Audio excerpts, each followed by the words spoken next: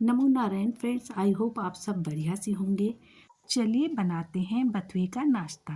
बथुए के इस नाश्ते को आप एक बार बनाकर रख लीजिए और सप्ताह भर आराम से खाइएगा। बहुत ही टेस्टी लगता है और ये बहुत ही फ़ायदा भी करता है। तो चलिए स्टार्ट करते हैं। यहाँ पर मैंने हाफ केजी बथुआ लिया है। इसको 2-3 बार साफ़ पानी से धोने के बाद इसको बारीक बारीक काट लिया है। बथुए का रायता बनाते हैं, पराठे बनाते हैं और साग बनाते हैं। पर जो हम नाश्ता बना रहे हैं बिल्कुल डिफरेंट है और इसको खा करके तो मज़ा ही आ जाता है। देखिए, बथुए को भिगोने में डालने के बाद 1 चम्मच नमक डाला है, आधा ग्लास पानी डाला है और इसको ढक करके हमें पकाना है। 10 से 12 मिनट पकाने के बाद देखिए हमारे बथुए की पत्तियाँ अच्छे से पक चुकी हैं। हाथ से हमने मैश करके देखा है, ये पूरी तरह से पक चुकी हैं। अब हमें गैस बंद कर देनी है और इसको ठंडा कर लेना है। ठंडा होने के बाद बथुए को हमें निचोड़ देना है ताकि इसका पानी निकल जाए। बथुए से हमें सारा पानी नहीं निकालना है, इसको हल्के हाथ से निचोड़ना है। आप देख सकते हैं मैंने इसमें बहुत हल्के हाथ से निचोड़ा है। और अब हमें लेनी है 10 से 12 हरी मिर्च और 2 इंच अदरक का टुकड़ा। हरी मिर्च और अदरक को हमें रफली काट लेना है। हरी मिर्च और अदरक को हमें मिक्सी के जार में डाल देना है। अब लेना है 1 टेबल स्पून साबित धनिया और 1 चम्मच हींग, 1 चम्मच जीरा। इन सबको हमें मिक्सी के जार में डाल करके पीस लेना है। पीसते हुए हमें इसमें पानी बिल्कुल नहीं मिक्स करना है। देखिए कुछ इस तरह से दरदरा मसाला पीस करके तैयार हो जाएगा। और अब हमें लेना है बथुआ, जिसको हमने उबाला था और हाथ से निचोड़ा था। इन सबको मिक्सी के जार में डाल करके एक बार फिर से पीस लेना है। इन सबको हमें दरदरा ही रखना है, बिल्कुल बारीक पेस्ट नहीं बनाना है। अगर आपके पास पुदीना है तो पुदीने की पत्तियां धो करके काट करके भी इसमें मिक्स कर सकते हैं। और अब हमें लेना है बेसन। यहाँ पर मैंने 1 कटोरी बेसन लिया है और 1 चम्मच इसमें नमक डाला है और 1 चम्मच हल्दी डाली है। आप अपने टेस्ट के अनुसार नमक ज़्यादा या कम कर सकते हैं। इन सबको हाथ से मिक्स करते हुए हमें डो की फॉर्म में बना लेना है। नमक मिलने के बाद ये थोड़ा पानी छोड़ता है।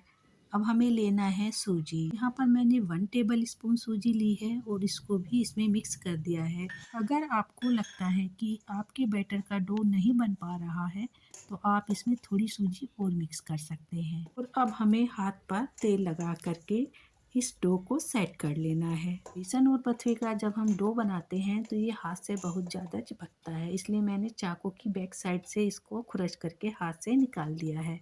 देखिए कुछ इस तरह से डो बना करके इसको हमें ढक कर रख देना है 15 मिनट के लिए।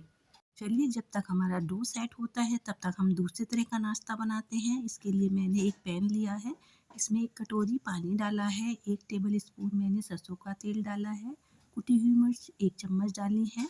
पानी के गर्म होने के बाद 1 कटोरी इसमें चावल का आटा डाला है। जिस कटोरी से पानी डाला है उसी कटोरी से मैंने यहाँ पर चावल का आटा डाला है। बराबर मात्रा में हमें दोनों रखने हैं। चावल के आटे को रफली मिक्स करने के बाद इसको हमें 5 मिनट के लिए ढक कर छोड़ देना है। देखिए 5 मिनट हो चुके हैं और अब हमें इसका आटा गूँथ लेना है।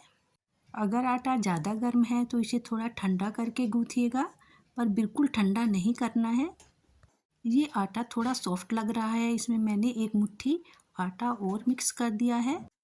कभी कभी नए चावल का आटा होता है तो उसमें कम पानी लगता है और पुराने चावल का आटा होता है उसमें ज़्यादा पानी लगता है, तो ये चावल के आटे पर ही डिपेंड करता है। इस तरह का डो बना करके हमें 5 मिनट के लिए ढक कर रख देना है। अब पहले जो हमने बेसन और बथुए का डो बनाया था, चलो उसको देखते हैं। देखिए ये अच्छे से सेट हो गया है और हाथ से चिपक भी नहीं रहा है। और अब हमें गैस पर एक कढ़ाई चढ़ा देनी है, उसमें 2 से ढाई गिलास पानी रख कर के ऊपर से छलनी रख देनी है।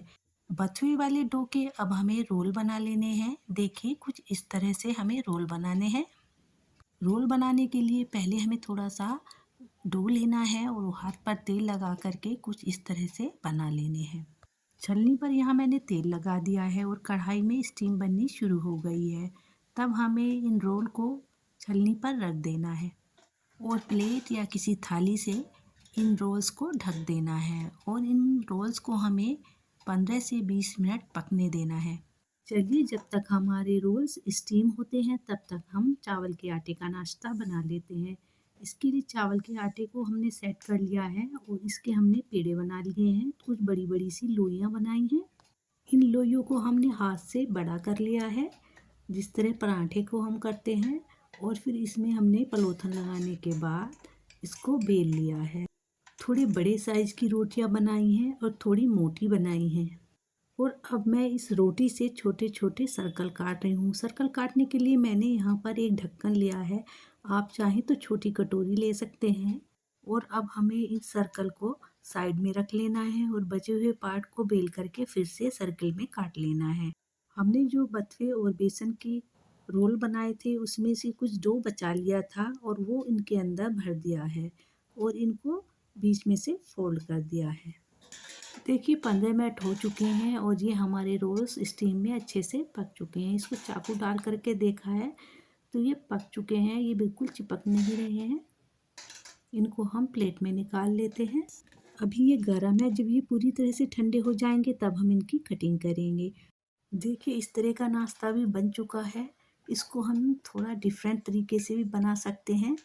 इसके लिए मैंने चावल के आटे की लोई बना ली और फिर इसको बड़ी सी रोटी में बेल दिया और बीच में से 2 पार्ट में काट दिया है।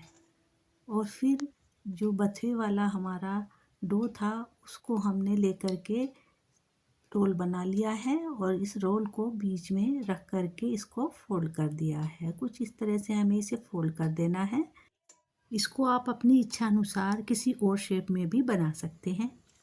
चलिए इन रोल्स को भी स्टीम में पका लेते हैं। इसके लिए चलनी पर तेल लगाने के बाद इन रोल्स को मैंने चलनी पर रख दिया है और जो सर्कल शेप से नाश्ता बनाया था उसको भी इसमें ही स्टीम करने के लिए रख दिया है। इस नाश्ते को भी हमें 15 से 20 मिनट के लिए स्टीम में पकाना है और 15 से 20 मिनट के बाद आप देख सकते हैं ये नाश्ता हमारा बन कर के तैयार हो चुका है। यहाँ पर हमने गैस बंद कर दी है और इस नाश्ते को भी हमने ठंडा करने के लिए छोड़ दिया है। जो नाश्ता हमने पहले बनाया था वो ठंडा हो चुका है और इसको हम चाकू की हेल्प से कट कर लेंगे। देखिए इस तरह से ये बन कर के तैयार हो चुका है। और जो नाश्ता हमने चावल के आटे का बनाया है ये भी ठंडा हो चुका है। चलिए इसके रोल्स को भी अब हम कट कर लेते हैं। इसको आप प्लेट में रखकर या फिर हाथ में रखकर भी काट सकते हैं। इनकी स्लाइस आप थोड़ी मोटी या पतली अपने हिसाब से काट सकते हैं। यह देखिए कितना प्यारा सा नाश्ता बन कर के तैयार हुआ है। अगर आप ऑयल अवॉइड करते हैं तो आप इसको इसी तरह से हरी धनिया की चटनी या फिर टमाटो सॉस के साथ खा सकते हैं।